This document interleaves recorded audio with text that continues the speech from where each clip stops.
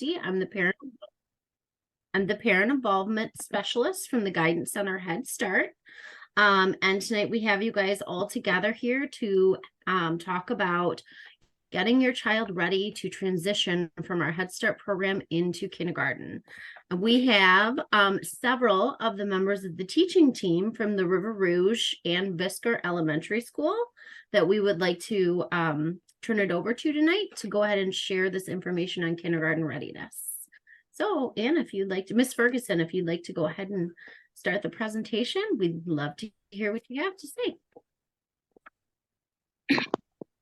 Well, while Ms. Ferguson is starting us off, I'd just like to welcome everyone.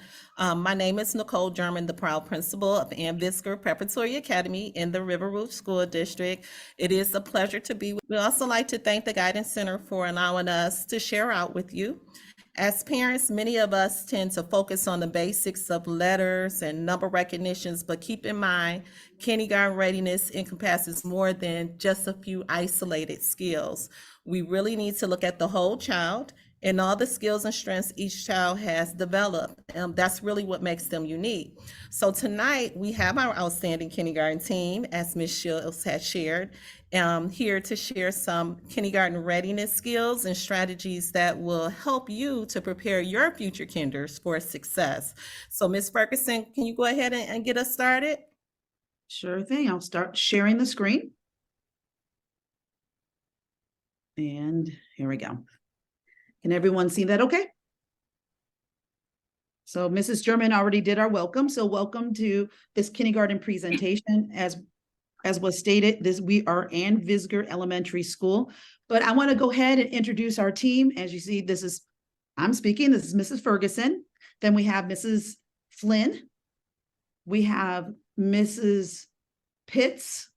We have our Mickey Mouse fan there, Mrs. Van Tile. And then we have our coach who's present tonight. This is our math coach, Mrs. Batista, and she'll talk more about, her role in the district as well.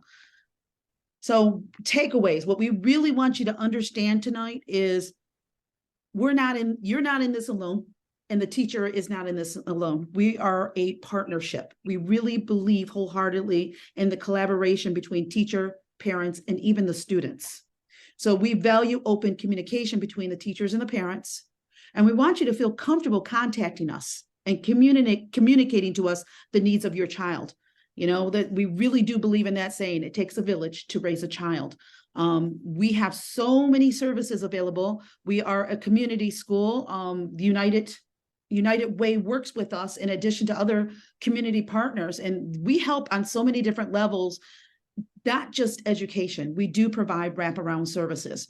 There are times when parents have come into hardship and need assistance, maybe making a light bill payment or gas bill, and there are services that we can provide outside of just the education process to assist you. So we want you to really feel like we're in this together. So at this time, the daily schedule, Ms. Flynn is going to talk about what a daily schedule looks like. Ms. Flynn used to teach GSRP, and she is currently teaching kindergarten, so she can talk more about that transition. Hi, again, my name is Denisha Flynn. This is my second year teaching at Ann Visker. And yes, like Ms. Ferguson said, I did teach Head Start GSRP before. So I just would like to say that that's more learning through play. Kindergarten, more expectations, more routine. The lesson planning is a lot more rigorous. So these are the things that we're going to be expecting from your child. A peak at our day begins at 8:20 a.m. to 3:40. So they have breakfast when they first come. When they get off the buses, they'll go into the lunchroom and get their breakfast. They are expected to eat in the lunchroom. The teachers will be in the hallways greeting students at the door with a warm welcome. I, for one, I like to, hug my students, and then they may have their bell work on the desk, so there'll be bell work. Then after bell work, they'll be going to their seats for our morning meeting. We'll talk about the zones of regulations. How are they feeling when they first come to school? We'll have our calendar. And again, zones of regulation are SEL check-in. After that, we'll have our literacy block. And of course, it's quite long, so they'll have brain breaks in between, because we know some students, they do need that break. And then we'll have our lunch and our recess.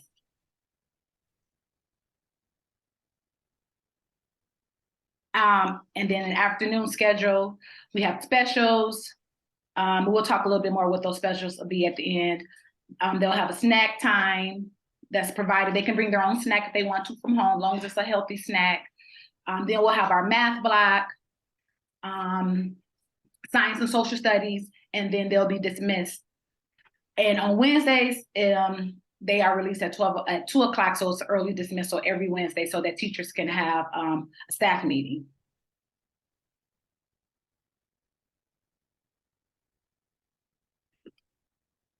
So sorry. So one of the first things that we want you to understand is the literacy block. And we call it a block. If you look at it, you say 90 minutes. How do you expect my child to sit for 90 minutes? But we believe in a workshop style method of teaching. So the beginning of the year, we begin to teach the students independence. So we introduce centers, and we begin to build stamina for reading, stamina to remain independent. And eventually we end up with a teacher-centered focus center and the students working independently. But the whole block consists of, we begin the block with a focus on phonemic awareness. That's, your sounds, your phonics, sight words, and then reading comprehension. So we build up on the basics and keep growing so that by the end of the year, your child should be reading. The curriculum that we use is our reading mastery. That's our phonics program. And then we use literacy footprints, and that's our reader workshop program.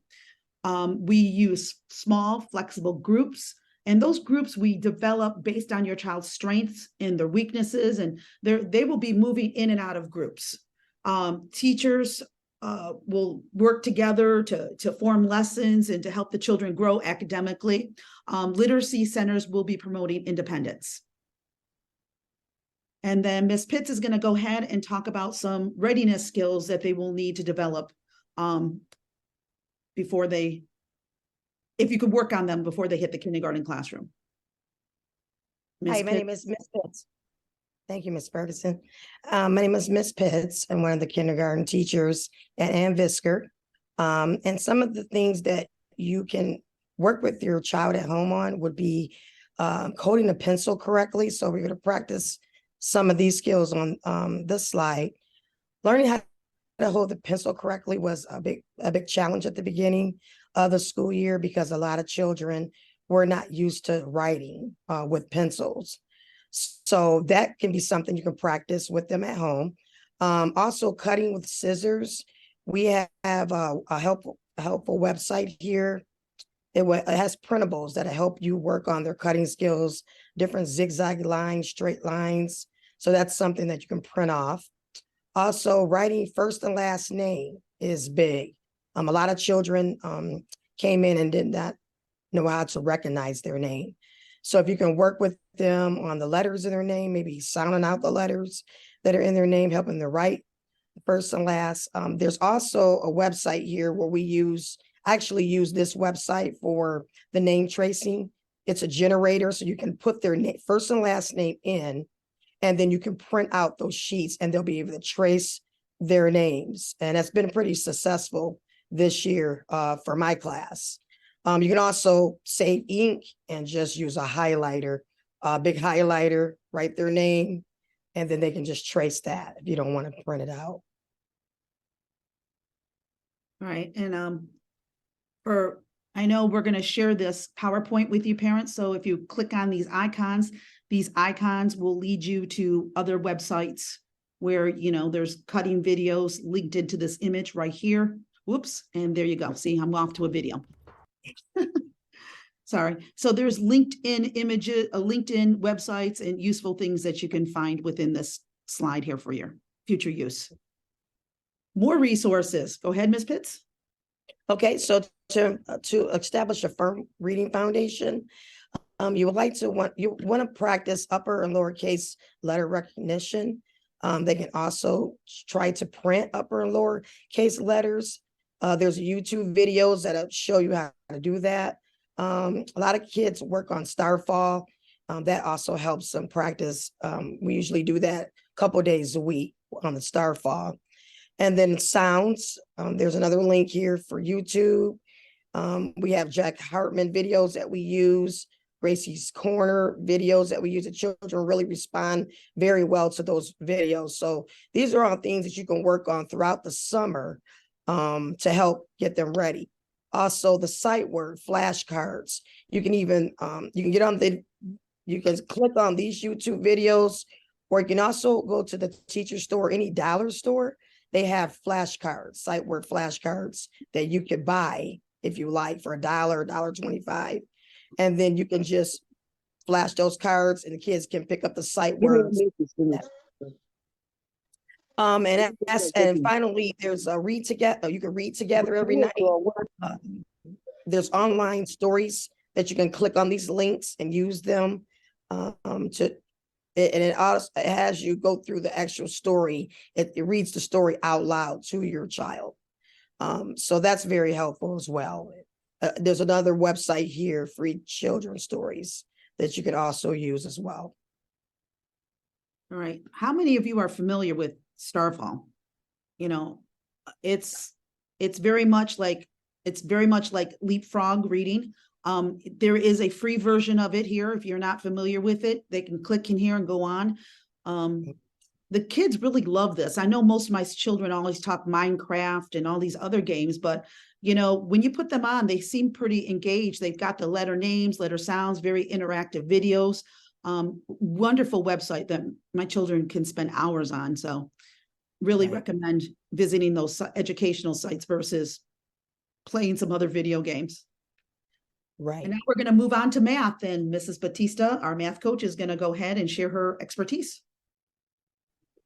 All right, good evening, parents. My name is Mrs. Batista, and I have come back to the district this year to help with math so that our school can see great gains.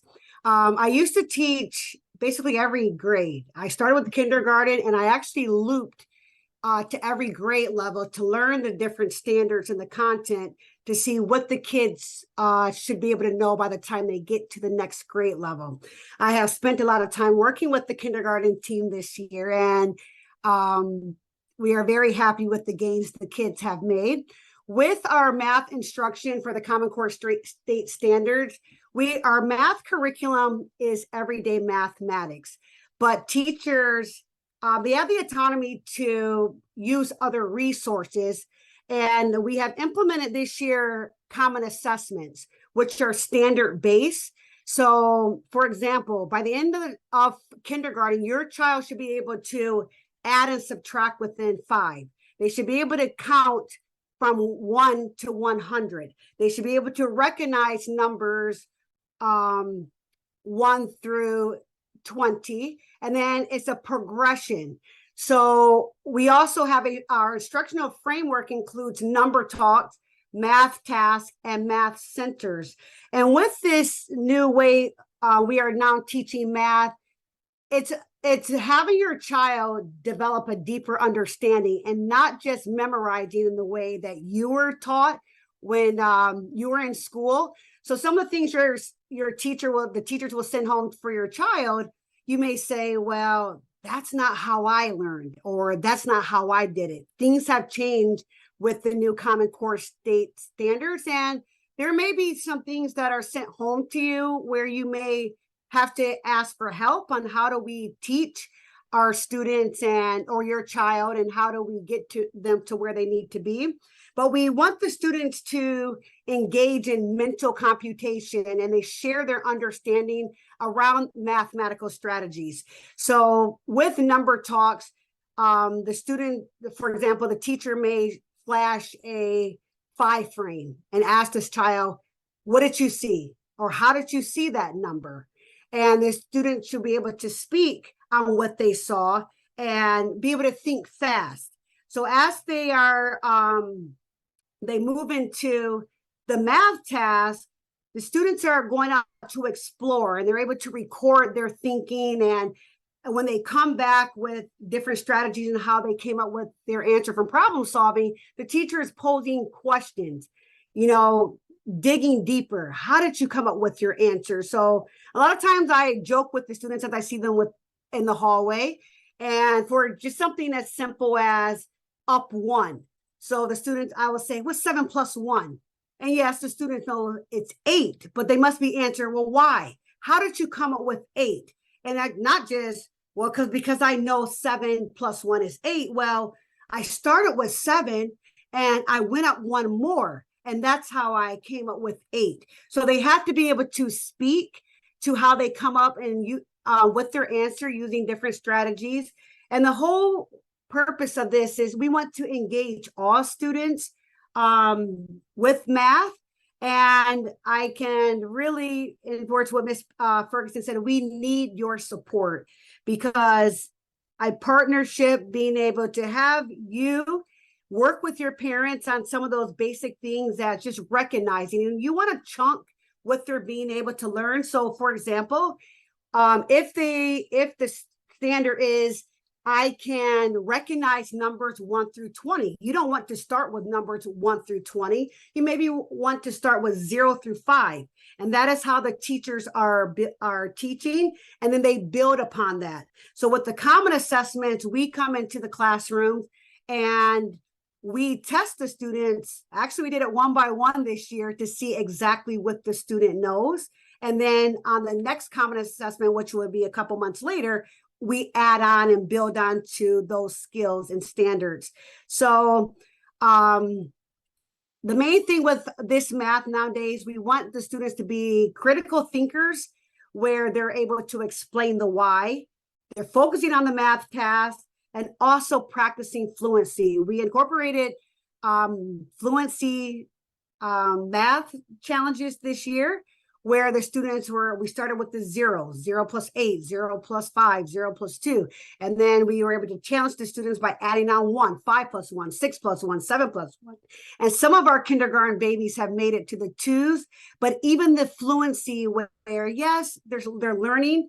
This is the foundational years, but you will notice that in the beginning that the students will use their fingers or different manipulatives that you have around the house and that they're using in the classroom. But when we speak about fluency, there is a rule. There's a 0 rule. Any number plus 0 is that number. Any number like 6 plus 1, you go up 1. So just being able to work with your child and expose them even before they come to school. We know that the students, they spend a lot of time on the computers in the house and they know how to maneuver. But if you can expose them to the different educational websites on YouTube and just get them ready, it will be very helpful as they enter the kindergarten next year. So some of the skills that you can work with them over the summer is just counting at least 5 objects. And when I say one-to-one correspondence, and we did that a lot this year, where you can set up, for example, just anything around the house, things that they play with, and have them move that object apart as they are counting. That's the one-to-one correspondence. They should be able to write their numbers. And I know this is the developmental phase where students are developing how to write, but if you see that they are writing numbers incorrectly, just say, baby, this is how you do it. This is how you do it, because these habits are being formed. So you have a story problem where they're able to add and subtract small numbers of familiar objects, such as I have 3 cookies, you have 2 cookies, but how many do we have all together? They have to be able to understand the language and the vocabulary and what key words that tells if you're going to add or subtract. Put numbers in order from 1 through 5 sequence. You know, you can play a little game with flashcards, write the numbers, and you can also flash them with number recognition. But you can ask the baby what number comes first. And then also, can you count 1 to 10 in the right order? And then can you use words more and less? And you can play a simple game. Put some object in one hand, some object in another hand, and say, hey, I have 3 objects here. I have 5. Do I have more on the left hand, on the right hand, or more on the right? and just to get those vocabulary words, exposing them to the language that they'll hear this year. We also included some videos counting 1 through 100. So when they share, when you have the time, just go ahead and click on different things. And then also recognizing numbers 1 through 30. So these are some of the things that you can do to get your scholar ready for kindergarten. Ferguson, would you like to add anything on? Well, I did add those ABCYA. Okay. My students, you can click on that icon. It'll take you to the website. See here, it'll take you right to this website. There are learning games here, and my students really do. They like the games. They love them as much as video games, but they're educational, and they'll play on that for hours. We've recently begun to play on PBS Kids. Once again, educational games are available here. Educational videos. They enjoy spending time listening to educational stuff, and it's amazing what they come back with. You know, the information. Now, this is for the measured mom. This is for somebody that really loves to really sit and play games with their child. This is a homeschool mama. She has a lot of free resources here, and there's a lot of print and takeaway games. These are number card clips. She has tracing cards. She has number recognition stuff. A lot of this stuff is free. So if you like creating and like free resources, this would be a wonderful site to visit. All right, and now we're going to move on to science, and our colleague, Mrs. Van Tal, is going to go ahead and speak on that. I mean, I'm not saying best for last, but you know, anyways, I'm Michelle Van Tile. I'm the 4th kindergarten teacher. This is my 2nd year in a River Rouge district at Ann Visker Preparatory Academy. So like she said, there's 3 main units of science that we go throughout the school year. So first is physical science, energy and motion. So that's when students are, we plan investigations, learn about how pushes and pulls work. We learn about force, motion, work, how heat can affect things, and how moving things, and like how, you know, forces how forces can affect movement. And then in life science for living things, we learn more about the basic needs of plants and animals, how plants and animals can adapt to survive in their environments. And then also the world around us with earth and space science. That's when we get into the seasons, noticing weather patterns over time. We learned about environmental resources, environmental problems and solutions, different shelters and habitats for animals. And again, more about how humans like affect animals as well. What's great about our science curriculum is through discovery education, and what's great about it is that there's a lot of different STEM activities that are built right into the lesson plans. So a lot of hands-on activities. Right now, since we've already kind of covered all of our units, we're just kind of cycling through, and again, planning as many hands-on investigations as we can right now. I say we did one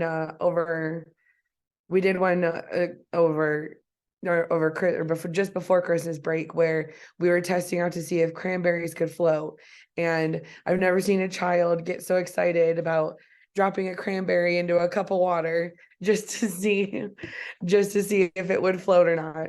But again, they practice making predictions, and again, like learning about that scientific method, creating a hypothesis, coming up with, the steps, coming up with a procedure, making a prediction, drawing a result, and then going back and changing our hypothesis if we need to. And then with social studies, we do have, again, just main units of study, or 4 main units of study that we go on throughout the school year. And then we normally finish and have time to cycle back through some. So the first unit starts with who am I? So that's when the students are starting to learn about the past, like creating a timeline, like, oh, I was a baby first, and then I'm a child, but then I'll be an adult. And then also like starting to learn about how to get along with others, which goes perfectly into unit number 2, which again is, or excuse me, sorry, unit number 2 is where am I? So that's where students start to learn more about a map representing a place. They learn more about their community, learn more about our country and its natural resources. The third unit of study is how do I get what I want? Where again, they start to learn about our basic wants and needs. They learn about the differences between goods and services, and how like, people can either spend money on these goods and services, or they learn about trading and bartering and kind of like what is a fair trade as opposed to an unfair trade. And then the last unit is how do I get along with others? So again, that's where they kind of learn how to be responsible. We start working on problem solving skills, not only solving problems on their own, but also in a group setting as well. I say it's kind of funny because when you think of social studies, I always think of history, but when it comes to kindergarten, it's literally like we're teaching them how to be a person in social studies. We're teaching them how to be a good citizen. And then another thing that we were implemented this year is our school uses a program called Sewn to Grow. Sewn to Grow definitely helps with that social emotional learning. We do at least one of these lessons a week. Again, so the zones of regulation, my students know that the first thing they do when they come in is they grab their bell work and they put their clip up and then they show me again how they're feeling. 9 times out of 10, it's green, thank goodness. But like sometimes if there is a student in that blue or red, then like I'll make it a point before that we start our calendar time just to be like, hey, like I saw your clip was on red. Did maybe something happen in the cafeteria that upset you? Or maybe something happened on the bus, or maybe they had an issue with a sibling, something like that, just to kind of, again, get a sense of how they're feeling for the day. Again, try and work on some of those skills that can help them kind of work through those emotions so that, their whole day isn't ruined. Because again, the whole point is to do multiple check-ins throughout the day as well. And, like I say, I have some who, like they know like, oh, I'm angry, and they'll go and move it to red. But then they'll be like, okay, I've calmed down. I go and I move it back to green.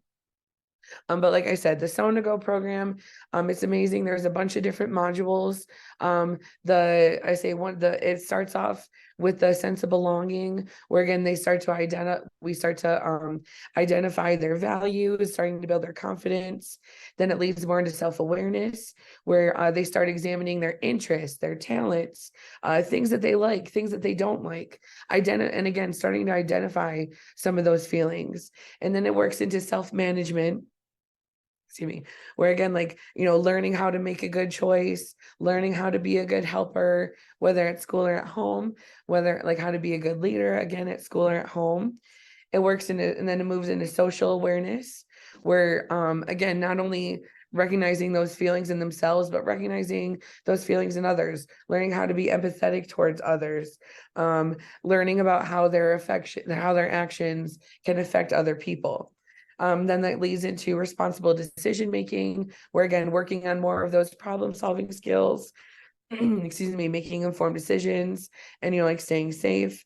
And then the modules end with relationship skills, where again, learning more how to communicate with people at school, friends, family, learning how to ask for help and how to peacefully resolve conflicts. Okay, at this time, we're going to talk about some of our specials that we have. Mrs. Flynn is going to speak on that.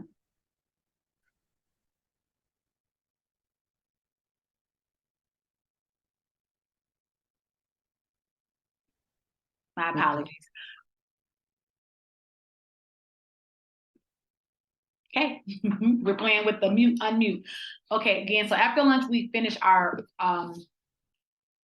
reading block, and then we have our specials, and the specials will change each semester. So we have art and jewelry is one option, physical education, media, drama theater, and also dance.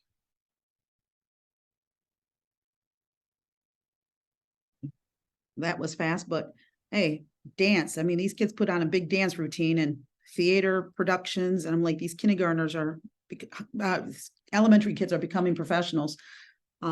Additional supports, Mrs. Van Hout? Yep. So as Ms. Ferguson said earlier, our school has so many different supports. We have foster care volunteers. There's a whole resource team that includes a social worker. There's a district psychologist. We have speech pathologists in our building, as well as resource teachers for students with who may have any special needs. And then again, more of that, because again, not only are we doing the social emotional support in the classroom, we also have the support workers. So again, we have a social worker, there's a district trauma coach, PBIS mentors that will check in with the student. And then again, there's the well-being. So again, just the zones of regulation. And there's one part I'm leaving out, and it's gonna bug is oh, and another thing that was that we have in our district is we do have emotional support animals that will make kind of bi-monthly, I guess, visits to our school to again just kind of to help, again, focus on the whole child, not just the academic part, but the mentality of the child as well. Can I add to that as well? And so when we talk about the additional supports that we do have the social and emotional interventionists that will support students who are going through so many different things. It can be grief, loss of a parent, divorce, abuse. So we do have an extensive group of trauma-informed staff members as well as external staff members who come to our building to support our students. And also when it comes to the support for them, we do have a restorative practice facilitator. When students are having disagreements and we want to make sure that the relationship is repaired, we have someone that is available to help them talk out their problems outside of the classroom to be able to restore those relationships that may have been broken or, severed for many different reasons. So thank you, Ms. Mantel, for sharing that. And just like you said about the animal assisted therapy dogs that we have in the district, we have dogs, we also have pets as well. So some classes or some teachers, whether it's at Ann Visker or other schools throughout the district, they have, bearded dragons, they have rabbits, they have fish, they have all type of animals that support students, and help them with their social and emotional well-being. And research shows that animal assisted therapy is something that really helps our students, regulate their emotions.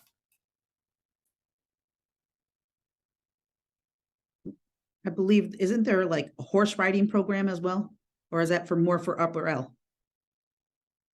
There is a horse riding program. Okay. I don't think we've just utilized it. So, all right. And Mr. Davison, he's our parent liaison coordinator. He was going to speak on this, but I don't know if he's on. He's not, but I'll go ahead and talk about the parent piece. Of course, we always welcome our parents into our building. We cannot do the work with our children without partnering with parents. And we do have a volunteer process as it relates to families or parents that want to volunteer in our learning program. Of course, our community is always invited into our program for events and activities that we have. But when it comes to volunteering, where you're visiting the classrooms and supporting the teacher, as well as, monitoring your child in the classroom, there's an iChat that every parent must fill out in regards to getting a thorough background check. You must bring in a driver's license. That information is shared through our HR department. They will verify whether or not a parent is, able to volunteer in the classroom space or throughout our school. Volunteering in class consists of, The volunteering consists of, volunteering in the classroom, going on field trips, participating in fundraisers throughout our day. So it's very extensive. This is offer, sometimes our parents are asked to take things home to support with preparing packets for our students, in arts and craft projects for our students. And then also volunteering allows you to become a part of our awesome parent teacher organization, which is our PTO. We have our PTO president, the executive team from the PTO is very hands-on. They love to be involved in the day-to-day hustle and bustle of our school, whether it's visiting the classrooms and supporting in the classrooms, but also they come and they're a voice for other parents. So we do have meetings where they're able to express themselves, because we want to encourage our parents to feel welcome, as they are valued members of our learning community. Thank you, Ms. Ferguson. Mrs. Van Tau? So again, just helping them grow over the summer, or, whenever, just reading with your child every night, every day. Again, whether you're just watching a story together on Storyline online, or just listening to a random read aloud on YouTube, it's so important to expose them to books and to literacy, because it really, like, studies show, like, if they can prove, if their literacy is improved, and if they're good at literacy, then you'll see growth in all the other areas. Isaiah, if you don't take anything else away, remember Jack Hartman. Love that man. He is amazing. And then again, just when they are in school, checking your homework folder in Class Dojo daily. That is probably the easiest way, at least for me personally, for communication. Is I love me some Class Dojo. I post stories, whether it's like the field trip we went on last week. I shared pictures of that, or we always have so many great things that are going on in the campus, in our school's campus, and in the community and everything. And, unfortunately, the flyers don't always, even though I hand them to the child and it goes in their folder, sometimes it's from point A to point B. It doesn't always make it to the parent. So again, I really push for Dojo. And then, of course, you can always feel free to reach out to any of us and email us. It's available. It's our first dot last name at riverrougeschools.org. I believe that can also be found on our district website as well. Can I add wait. on Mhm. like just something that I do want, and this is from a parent. I have 3 boys. I also have a grandchild that is growing up and is very young. The most important thing that parents should do on a daily basis is have a conversation with your children about their day. How are things going in school? So if they're in the guidance, in the Head Start program, have conversations with them about their day. Allow them to have a voice, so that they're able to start articulating things that are happening. So once they get into kindergarten, they're able to speak and be confident in what they're sharing with you. Also, just being able to call them by their first and last name. Sometimes we get into a habit of calling our children nicknames, and they'll come to school and they don't call themselves by their first name and last name. So those are really key things that you really want to pay close attention to, because we want our children to be successful. Coming into elementary, whether it's a big school or a small school, getting into kindergarten is a really, really tough transition. And we want that to be as smooth as possible for our scholars.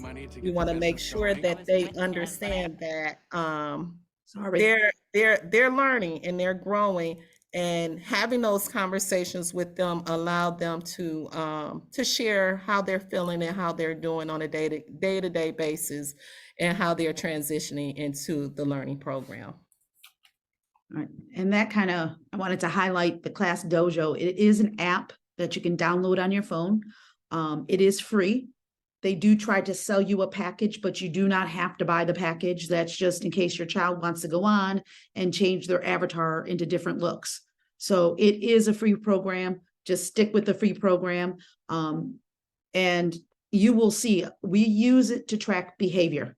You know, we use it for reward systems. We have a PBIS program and positive behavior and support program. And there's school dances, there's rewards, there's a school store, and there are points that they earn on a daily basis ends up being what we call Panther dollars. And the better the behavior, the more Panther dollars they have to spend and to do special activities in our school. So I've often had parents in the past, like I'll give them a ding for, you know, off task, and some parents write back, what did they do? And I'm like, dang, your parents watching you on Dojo. I'm like, nothing really. I was just really trying to get their attention and they weren't paying attention. And I would probably get a lot of off task myself because I'm that kind of person, you know, but we really do work on trying to get them to just earn those points. And it's really more of a reward system than a penalty system, but you're able to see how your child's doing on a daily basis in the classroom. The open enrollment is happening now. So in case you have not decided on what school and you're saying, hey, Ann Visger sounds like a good fit for us, the packets are available now. They were available as of May 22nd. You can get an application online and fill that out, or you can visit the enrollment office located at the River Rouge High School. If you call, there's a phone number you can call, just choose option 2 and they will speak to you. But the office will be open all summer long, except for holidays, from 8 a.m. till 3 p.m. Once again, choose Ann Visger Preparatory Academy, our advertisement. Do you have any questions?